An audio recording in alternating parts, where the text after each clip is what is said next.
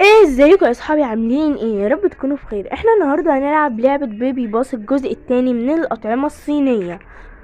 يلا بينا بقى نخش كده ونشوف. اللي ما شافش الجزء الاول يروح يشوفه بسرعه.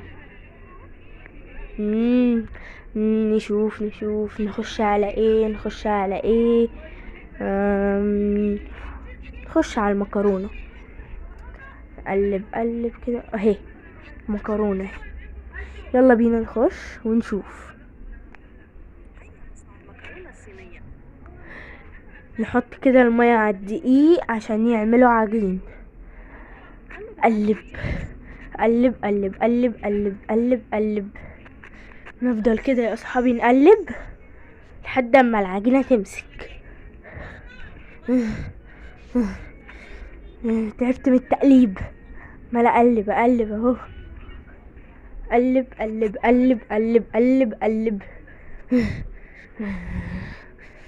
قلبوا كده معايا.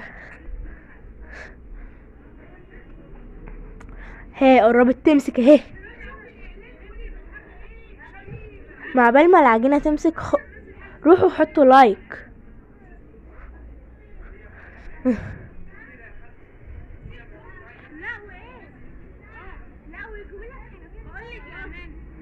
مسكت اهي يا اصحابي. يلا بقى بينا نروح نعملها على شكل المكرونة الاسباجيتي.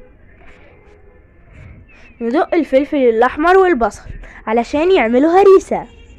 دق دق دق دق دق دق دق. عملنا هريسة.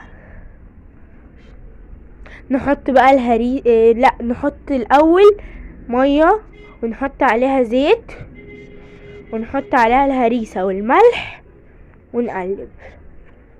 قلب كويس كده. التقليبة دي مش تاخد مننا وقت كتير.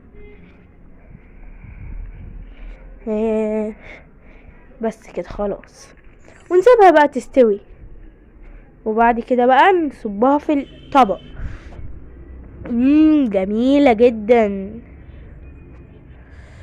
المكرونة.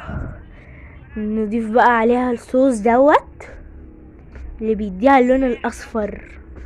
نحط ده ونحط الاضافات عليها بتكون مديها طعم وريحة حلوة جدا. نحط طماطم ونحط السلامي اللي هو اللانشون. وكده تكون المكرونة جاهزة.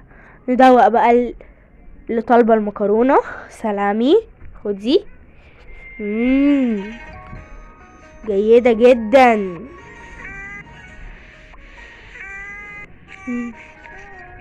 اشكركم على هذا الطبق اللذيذ. العفو يا فندم. طعمها جيد جدا. بصوا يا اصحابي بتاكلها وهي مستمتعة ازاي. ما تنسوش بقى تجربوا اللعبة.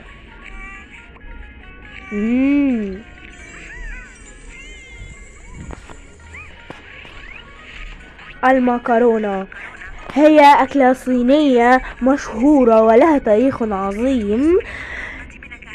لها متعدد من الأكلات. وبكده يا اصحابي نكون خلصنا الفيديو. متنسوش بقى تحطوا اللايك والشير والسبسكرايب. وباي.